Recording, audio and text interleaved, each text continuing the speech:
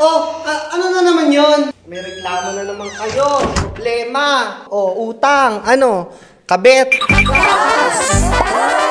Ito ay isa sa mga sulat ng ating mga chinstituents. I lost my virginity at 12. Minomolestya ako ng stepfather ko. Kada umaga, nagigising ako na may ng boobs ko. Sabi pa niya, ano pa inaarte-arte mo wala ka namang iniingatan. Kags, ang lupit naman ng letter sender mo. Grabe yung na-feel ko. Instead na pakinggan siya ng pamilya niya, binlame pa sa kanya yung nangyari. Ako, ang masasabi ko diyan kay ate girl, ang unahin niya talagang matutunan aralin ay self-respect.